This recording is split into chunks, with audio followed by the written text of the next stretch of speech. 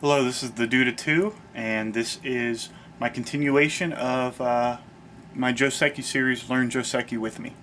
I've been working on this 3/4 Joseki for a little while, and as you can see, this is the basic Joseki we learned in the last video. I'm going to go over a couple variations of this, and we'll learn a little more about this particular 3/4 Joseki before we move on to another one. All of these Josekis you could spend huge amounts of time working on variations of each Joseki. I don't recommend learning a whole bunch of them right away because you're not going to understand them. Better to learn a couple, get them understood really well. That's what I'm working on myself right now, understanding these basic Joseki. And then slowly learn new ones. Instead of, I know a couple people online who know hundreds of Joseki, but I'd rather know 10 good ones. Just like in martial arts, a lot of people know many different katas or forms or kumsas, if you're Korean, pums. But if you know them and you just go through the moves and you don't understand them, they're worthless to you. You could brag about knowing them, but they're not going to actually help you out. So enough of that off-topic stuff here. I'm using my single convex stones one more time. Just seems fitting. Continuing with the komaku, the 3/4 point. Just for a refresher, this is it. 3/4 point, 1 point approach, side attachment, hane, which is where you move around the stone, extend. Okay, white's going to go here, and normally black would go here. Well, let's say black wants to slip by the side. Alright, black is going to go here. Now, the damage this could cause if black could play another move here, it gets a killed stone. So let's say black's going to say, you know what? Take my stone, I don't care. I'm going to play here. Right? Okay, well, black says, alright, well, I'm going to slide by the side. Black says, no, you're not. And then black says, okay, well, I'm going to put this stone in Atari. Try to break your shape this way. White says, no, you don't. Black says, okay, well, I'm going to extend. And white says, I'm going to extend too. This is a variation of, generally speaking, black's going to want to extend one more time because he's not going to want white, to surround. And white can make a huge extension up here somewhere, or here, anywhere around this line. And black has a pretty good territory on this corner. White has a pretty good territory on the side. White has better influence, but white has a good possibility of jumping around the side. So this is one variation of that Joseki. You could do if, for instance, we're here, extend, white goes here, black goes down, white goes here, black's going to play here instead of here. Okay, well, instead of white answering, white's just going to block. Black's going to try and go around the side, white's going to block. Black's going to try a sneaky move here and kill this white stone. It's going to block. Black definitely has to answer. If he doesn't, white's going to play here, and these stones are going to be in trouble. So black's going to extend out, which white is fine with. Black's going to do it again, and now white can do whatever he wants from there. Generally, this is a good idea if white has, say, a couple stones here already, right? Because now, this, now that it's white's turn, white could play here, and that's a lot of territory for white. And he's still got all this influence he could push over from there.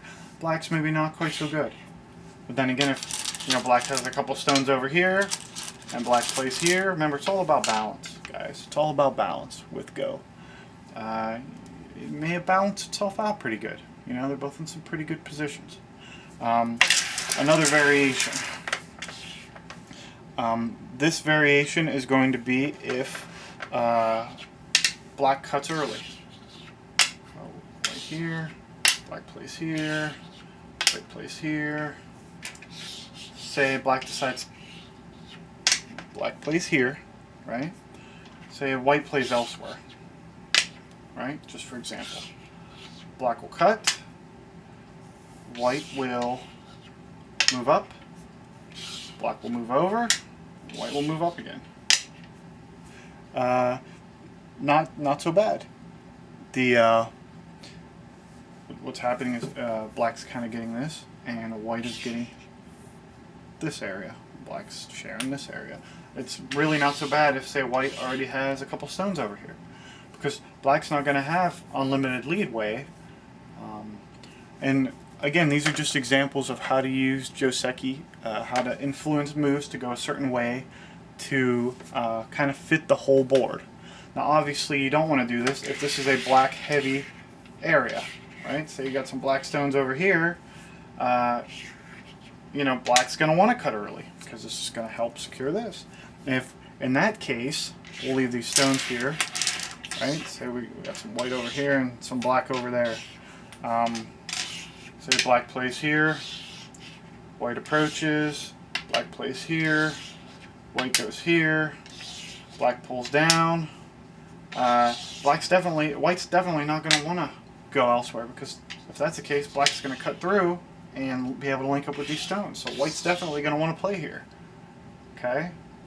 And this might be an idea of where black would possibly push up here. And then white's going to say, alright, well, I don't want you to cut, so I'm going to play here. And then black's going to play here. And now black is building a type of moyo up here. Kind of see how this is going? And then black's going to say, well, maybe I'll cut up here. And white says, geez, these are rough to pick up. It says, no, you're not. Right? And then, white's going to go there. So, hopefully this helps.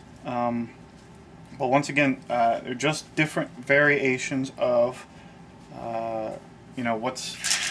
what happens when you mess around with this very basic Joseki. This Joseki could lead to many different Josekis. Black plays here, and you learn the weaknesses of, or strengths of, either playing here and here, or when to cut. Does black want to extend here, or does black want to push up here? Does black want to not answer and play elsewhere and allow white to possibly, play a move like this? This is bad. Can any of you beginners see why this is bad? Because a diagonal skip is bad because black can play here, and now white cannot connect these stones. Black will just play up again. A little off topic, but definitely not a good place for white. Black could just keep cutting and cutting and cutting and cutting and cutting and cutting. Right? So, do it with me one more time. Basic Joseki. Remember, these are just basics, guys. Just giving you guys some stuff to think about. White plays here, but you're generally safe when you play here. And make a nice cha-ching territory up here and down here. That'll be it for this video. This is my komaku basic Joseki. We'll call it basic Joseki number 1, and learn Joseki with me, with a couple variations. So as of right now, you've learned 2 different Josekis. You've learned this one, and you've learned the 3-3-point. Here, extend, force, and jump. Okay? Keep practicing, and now you know 2 of them, and we'll see if we can get you a 3rd one here coming up. Thank you. Bye.